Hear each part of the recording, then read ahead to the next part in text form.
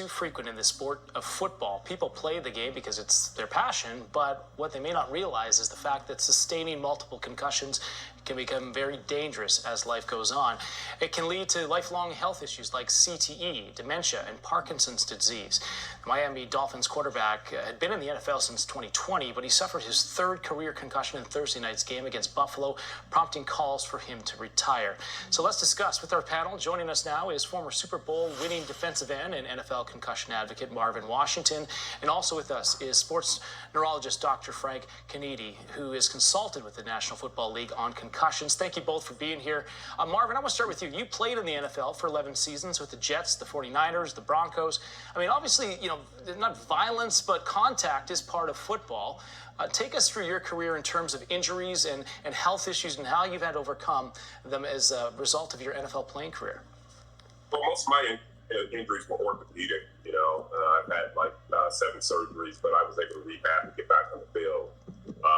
Head injuries, closed head injuries, as far as concussions, I probably had too many to count. And it's part of football. It's not a contact sport. It's a collision sport. And this is something that the NFL is going to have to wrap their heads around and come up with something, because concussions and then what comes out of that is the symptoms of CTE, which is the NFL's industrial disease. They're going to have to do something about it, So it's not a matter of like the Tua. It's not a matter of if, it's just a matter of when he gets his next concussion, because he's had 3.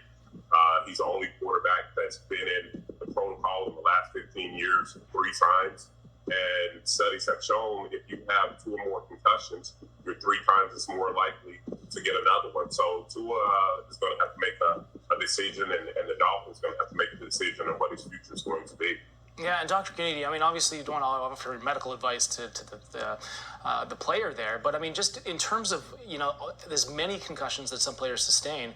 At what point do players have to start to reevaluate this situation, whether or not it's worth continuing on in their career? At this point, I think Tua needs to actually shut it down for the season. He needs to look into someone like our center, where we do advanced diagnostic testing, advanced neuroimaging, biomarkers, and look to see if he has some of those biomarkers and see if he's had traumatic brain injury. And then we can sit down with him and his family and help him make an informed decision. The fact is, if he tries to come back from this concussion, he's likely going to suffer another one. He's had 4 concussions in the last 24 months. One wasn't diagnosed, but it was clearly a concussion. There are genetic biomarkers like ApoE4 promoter that make individuals susceptible to concussion. We can check that in his blood. So, our Fort Lauderdale office is 20 minutes from Hard Rock Stadium.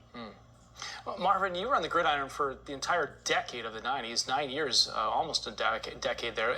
They reached, the settlement with the Players Union for $765 million to help provide more than 4,000 players with medical care for those who suffered brain injuries and dementia as a result of the concussions. Do you believe, though, that the league is doing enough to fulfill its obligation to the players? You do see in practices, a lot of the players, they wear those helmets that are padded to, limit some of the contact on the field during practices. But do you think the NFL is doing enough? They're doing much better than when I played, and even 5 years ago.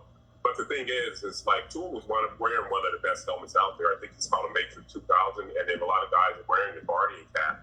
But a helmet is designed to stop the open head injury, just like a helmet that a motorcycle rider rides. It's to stop an open head injury, not the closed head injury.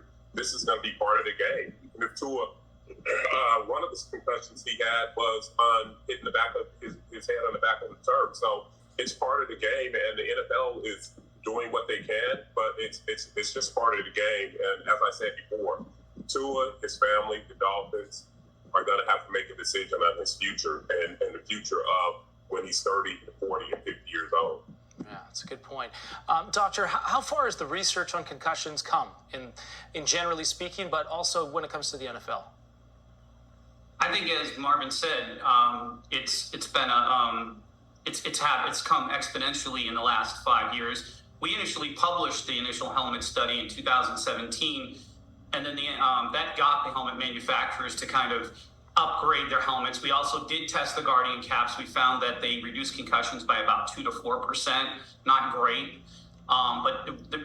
It's also player safety. Player safety has come a long way, and the NFL is far ahead of any other collision sports out there. So, I mean, I think they're making strides. But as he said, this is a collision sport, and you cannot prevent every concussion. An NFL player hits another NFL player like you drive your car into a wall at 40 miles an hour. The forces are unbelievable. Yeah, it's a risk. It's a part of the game. Finally, Marvin, just real quickly, I mean, for a lot of young kids out there that want to get into football, or maybe they're playing it right now and they have dreams to try to play in the NFL, do you have any advice for them in terms of, trying to avoid injury or concussions for this matter? Well, I've been on the record, and let me say this. I'm not trying to kill football. I'm trying to make it safer.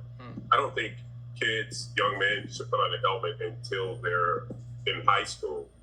I'm not a big fan of Pop Warner and youth football because your brain's not even finished developing until you're 19 or 20 years old. And there's no way that you should have kids out there at 5, 6, 7, 8, 9, 10, whatever, having a helmet on and banging into somebody. So that's what I would tell any parent out there is to wait, and there's other sports that you can get wonderful life lessons in besides running in and bang your head against somebody like football. But I love the NFL. I love football. I'm excited about today.